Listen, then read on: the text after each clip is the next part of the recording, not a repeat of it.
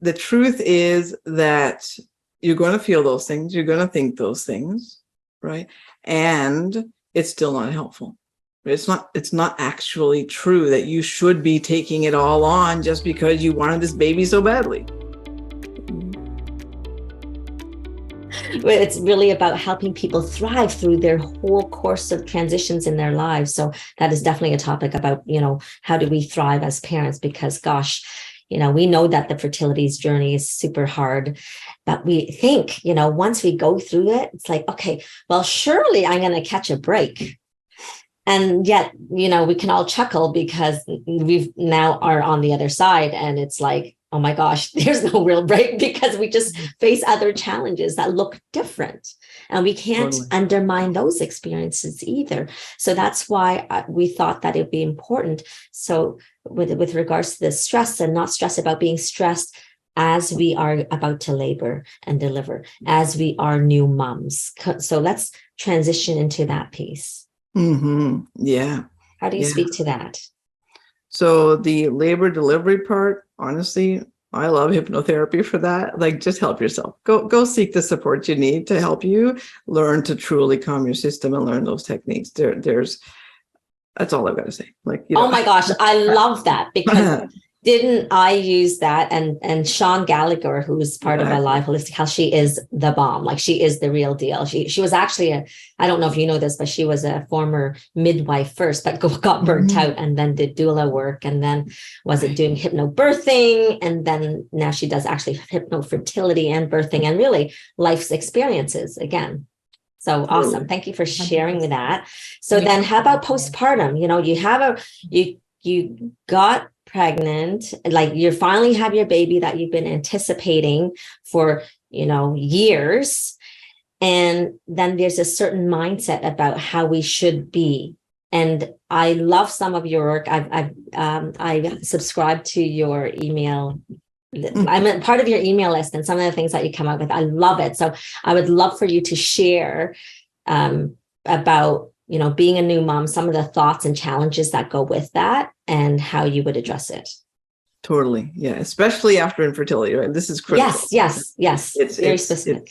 So a new mom obviously is a bit vigilant about their child, typically, right? That's normal. When we've been through fertility, 10x that. Like, really up level it. Okay. It's significantly more because of the journey we've been on. Is it in research? Like, does it show us? Like, certainly I see it, but is it in research? I don't think it's been researched. There was a study, a small study, I think it was based in Israel, where they talk about how parents who have suffered or gone through the fertility process to get pregnant, that they were more involved parents. Like, they were better, they couldn't say better parents, but they were like more involved and more, I guess, vigilant. So like you said, so it was a small, but a study. I was searching it because I was like, am I just nuts? Like, when I was first had Griffin, just thinking how worried I was, and like getting the angel care monitor to make sure he was breathing. And Totally 100%. Yeah. So that is, again, normalize this all, right? This is normal. It's normal. Is it ultimately helpful for you or the baby? No, obviously, right? Because we don't want to be in that heightened state. But I just want to normalize it. The hypervigilance is normal. Give yourself some compassion again, that I've been through a lot. And yes, I have this baby, and they're so precious. So of course I'm going to. Now, that doesn't mean that others don't think their babies are precious. Of course they do. But there's just that extra piece when we've been through fertility. So that's where the compassion is the key piece here, around it's okay. And going back to techniques, right? How do I want to help to soothe that? Because we know from the research that when parents are anxious, the child picks it up. There is no debate here, right? So my motto when I work with all parents is, when I'm well, they're well. So if something's going on with my child, it doesn't mean I caused it. But if I now jump on it and I get more worried about it, now we're feeding it, right? So my job is to then look at, how do I take care of me to make sure that I'm in this really grounded, loving space to be able to comfort and soothe them when they're feeling not well, whether that's physically or emotionally, whatever that is. So it comes back to me. So again, worry, normal. Okay. But it's not helpful. So let's do things to help me. So you matter. Like, mom, you matter. Like, it's just really critical. Dad matters too. I just like, it's just, but it's, parents matter. And at the newborn stage, I want you to just be aware, okay, how do I help myself? Right. So how do I help to bring it down? What do I need to do? If I need to seek support, go get it. Right. If I need to ask for more people, like that village piece, go bring people in, nannies, grandparents, whoever, right? The neighbor's kid, bring them in to help you. Okay, I really, really appreciate this piece. But what if you're that person who says, yeah, but I should be able to handle it all, and I don't want to ask anybody because, I took so long to get her, I should be able to handle it. Yes. So that's the guilt and the pressure that people put on themselves. So thank you for naming that, right?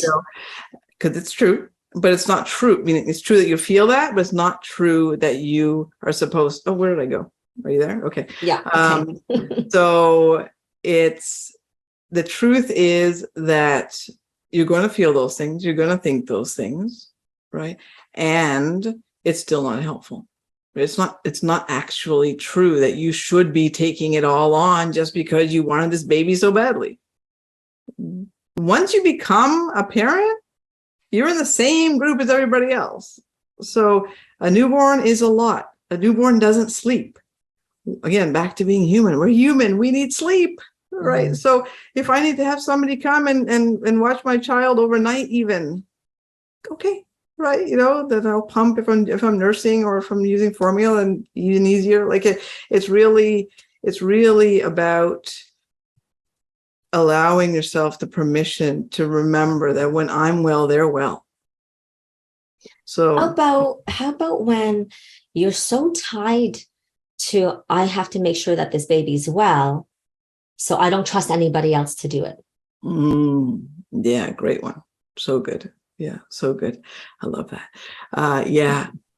And that is where we have to get comfortable with being uncomfortable. So in personal growth, it's a big term, right? Get familiar with the unfamiliar, get comfortable with uncomfortable. And it needs to be brought into this world too, because it's the truth. We have to move through that by acknowledging again that I get why I'm feeling like this, and it's still not helpful. Right. So it's going to feel uncomfortable while I'm feeling, okay, so now I've left the baby with, let's say, my partner or my mother or something like that, right? And I'm like, oh boy, can they handle it? Oh no, what are they thinking? Maybe they're like, oh my God, I can't believe she would leave and just leave me here with the baby. Like maybe they're judging, right? It's possible. Maybe don't pick that person if possible, but if you have no choice and that's the person, then it's reconnecting to you and saying, you know what, they just need to say that and do that.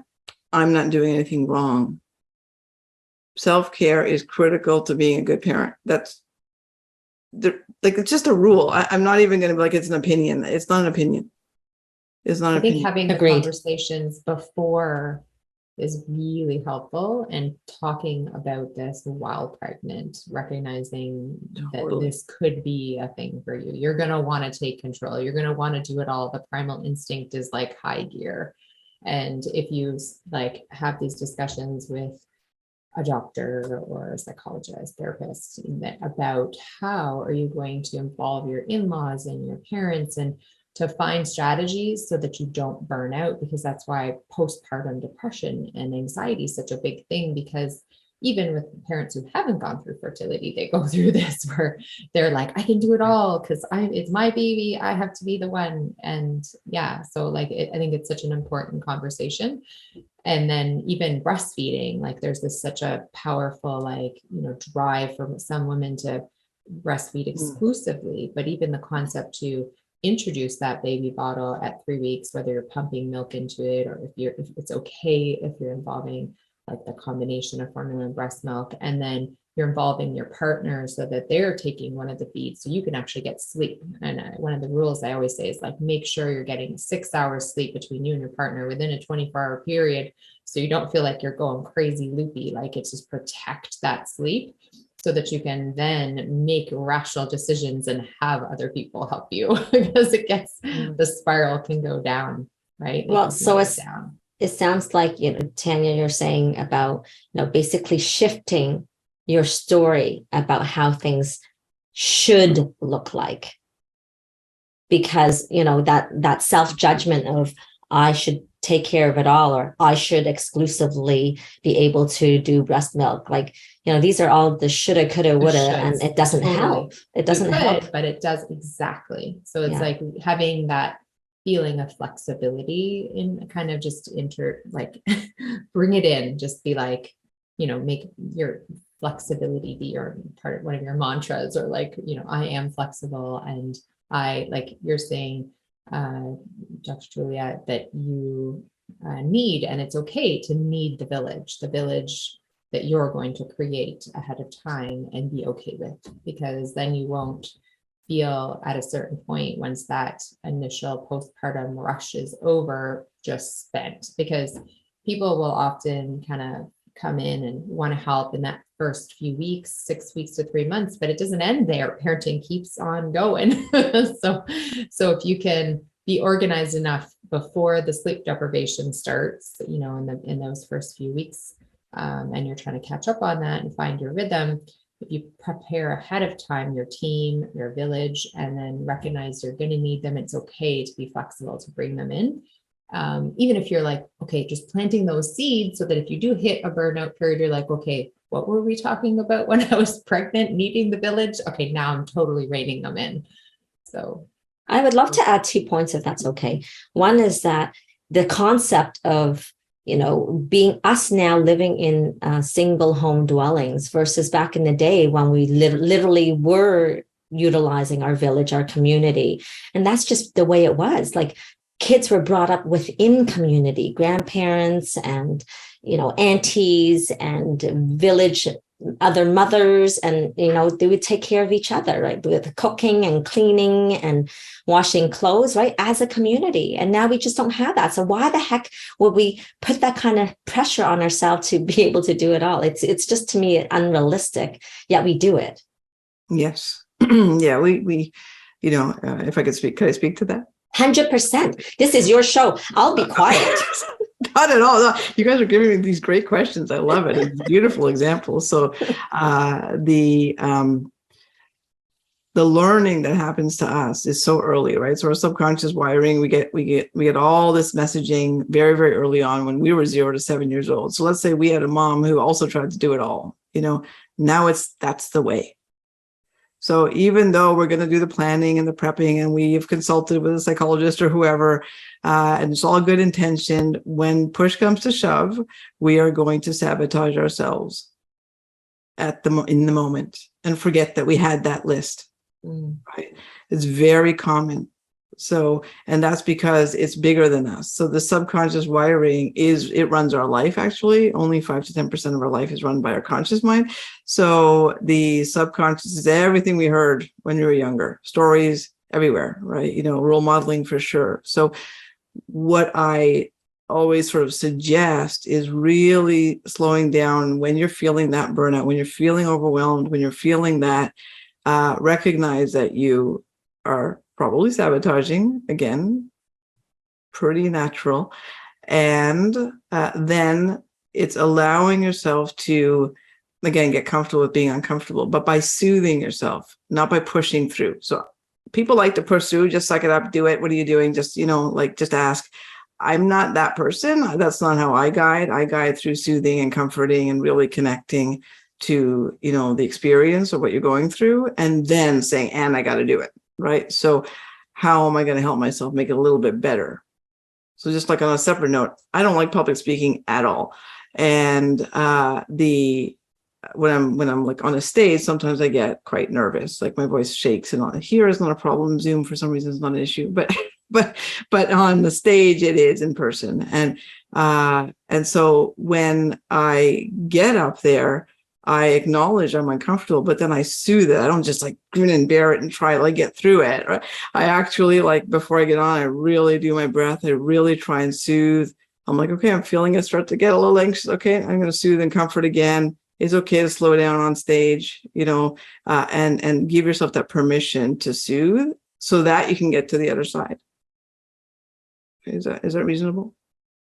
It's more than reasonable. And so again, it's back to utilizing your breath. Well, two things. One, just to catch yourself that you're going there. So bringing the consciousness Acknowledging the emotion. And acknowledging the emotion, and then redirecting through your breath. Totally. Exactly. Exactly. So are you visualizing when you're doing your breaths? Or are you counting? I count, but not on stage. I would count just to kind of keep me on track. But for other situations, if you're a visualizer, go for it. If audio works for you, use something to help you, right? Like, know the kind of learner that you are. If kinesthetic is the way, put your hand on your heart, like connect, right? We're all different learners. Personally, I am visual and kinesthetic, so I do try to kind of put the hand on the heart thing is a big thing for me. So, I'm creating this whole habit and all that around the heart, but it's really about knowing yourself and what resonates for you. So can you speak to more about the type of learner that a person is? Because, there's so many tools. You can read about so many different things. So I think the person needs to have their own self-awareness of what kind of learner they are. So they need to know what types of learner. No, I don't even know how to say it, but like, what kind of learner are you, and what does that mean?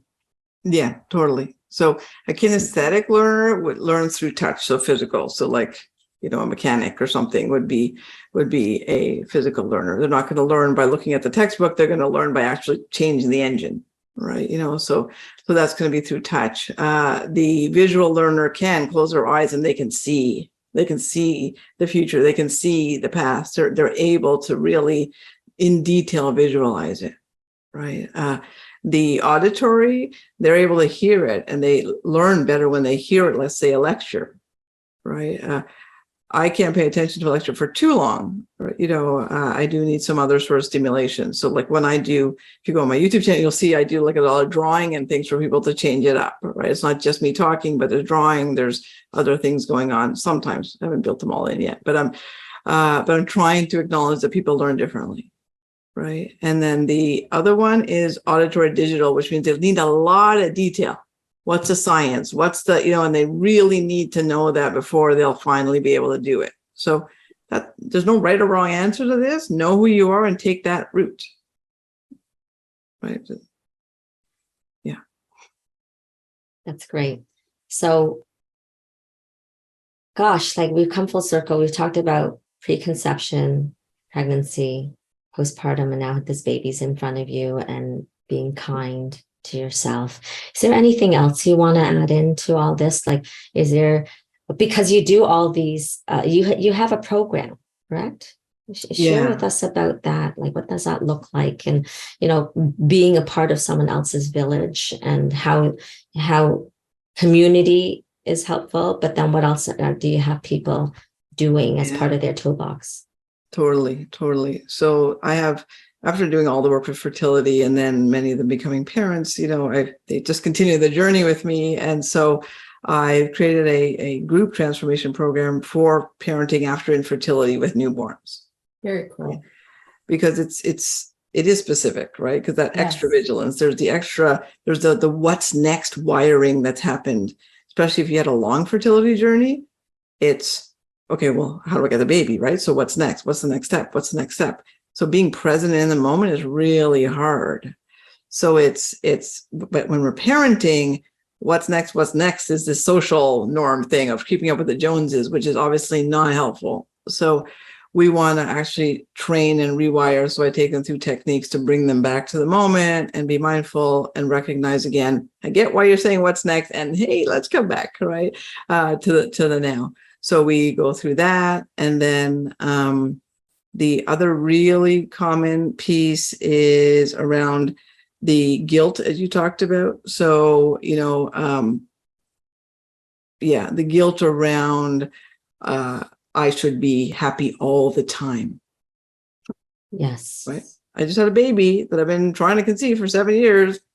Why am I not like overjoyed every moment of the day. And, and of course there are moments of joy. Absolutely. And going back to being human, it's not physically possible to sustain being happy all the time. It literally is not possible. So we need to take that myth out, right? And help again to normalize that you're allowed to have really bad days and exhausting days and all of that, right? Because at the end of the day, you're a human first, mom second.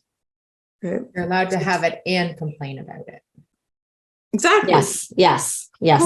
Totally. Yes. Now look, if it's becoming a daily complaint, then what do we need to do to help ourselves? Sure. Right. So, But let's recognize though. Let's recognize that, exactly what Tanya said. It's like, oh my gosh. Well, but both you said it's, now that I have a baby, I'm not even allowed to complain, because when I was trying to conceive, I'm just going to say I, as in like all of us trying to conceive, we would judge others and say, gosh, you have no idea how lucky you are, and you should not be complaining, right? That conversation was there when you're trying to conceive, so that when you finally have your baby, it's like, oh, I'm not allowed to complain, because I remember when I was where I was sitting before. It's all self-induced judgment. It's all self-induced. Absolutely. Totally. So recognizing when you catch yourself in that it's okay. You can't feel guilty about having those thoughts. But it doesn't mean that because you had those thoughts that you're now not allowed to complain, because you're a parent like everybody else. And, if you're really like, Dr. Julia is saying, like, just caught up in the complaining, absolutely figure out how to, rein in the village and get some self-care happening. But at the end of the day, getting your complaints out, it's also a way to air your feelings, because parenting is one of the hardest jobs in the world. Totally. Yeah. 100%. So yeah, go ahead. I was just going to say, I think fertility, like, you feel like one of my patients said, like, you're in the trenches when you're going through the fertility journey. And when you're in your parenting zone, there's a lightness, there's like I don't have to be there in the trenches, but there's still there's a lot going on, and it's constant. So you have to create your breaks, right? It's a different trench. It's a different trench. Yes. Right. It's just a different phase of life. So it's like I said from the get-go, I mean, it's just different challenges. Or, when your child, as they grow, it's like there's just different challenges that goes with it, the developmental stages of a child as well, right? On them and on you as a parent. Totally. And what I will say to that, guys, is that if you feel like it's just continuously feeling like it's a struggle, then that's actually, to me, not normal. Right? It's common, not normal. Right. So those are the times when we have to sort of slow down and say, okay, what's happening here? Because again, that's going to affect my child as well. So we want to sort of step back and go, is it really supposed to be this hard? And the answer is no. Right. When people meet me and they're like, oh, you have teens, or a few years ago when I had teenagers, they're like, oh, poor you. I'm like, it's not poor me. Like, it's not.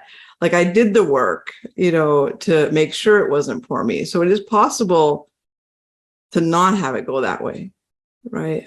Versus thinking it's normal to, like, all of society thinks if you have a teenager, your life's over, right? I'm going to be honest, I have fear around that because she's 10. Yeah, totally. Going on totally. 20. Yeah. And this is, it doesn't need to be like that. So it's really learning, because we've never been taught how to parent, by the way. Right. And and you guys are the first people to hear this publicly, but I'm changing the word parent to influencer. Yes. You're an influencer. Okay. Yes. Like, it's a good title. You're an influencer, right? And that is who you are. So when you start owning, because what does the word parent mean? No one knows. There's a million opinions on what parenting is. And so, but we all know what an influencer is. I have an influence on you. There's a direct definition. So it's starting to own that and recognizing when I'm aware of the influence I'm having, then I can make the changes. If that influence isn't helpful because the child is reacting X, Y, or Z ways, maybe I'm doing something that I can change. And a lot of people say, you sound like you're blaming. And I'm like, I'm empowering, but I need to blame you to empower you, because you actually can make the changes, and that will help, right? Does that? Yes, and focusing on you, the air mask, the oxygen mask on you first, that whole concept. If you're taking care of yourself, then your responses to the stress they might be perceiving, your children might be perceiving, it's going to be better. So if you're a better human, better model, you're a better influencer. I love it. Yeah. Yeah, Totally. It makes sense. And get help, because it's not something that's always wired, like the instincts are there, but it's the way we run society is different than the primal instincts, like sometimes it's counter to the primal instincts. So it makes sense to get kind of guidance. There's no right or wrong, but there's always like finding that balance, right? Yeah, exactly. So let's just wind this down and do a quick recap of what you have wisely shared with us. So as a person transitions from is that what you said? Okay. Yeah. Okay. Great to see you. I'm going to let you do the wind down. Thank you guys. Thank you. Thank you so much. Okay. So just a quick recap of what you have shared with us so that people will walk away like, yes, yes, and yes, just be reminded. You want me to remember? Yes. Like, well, in just terms of like, how do the whole title is like how to not stress about being stressed, right? So recognizing that, and then having actual tools in your toolbox to deal with the stress that is there.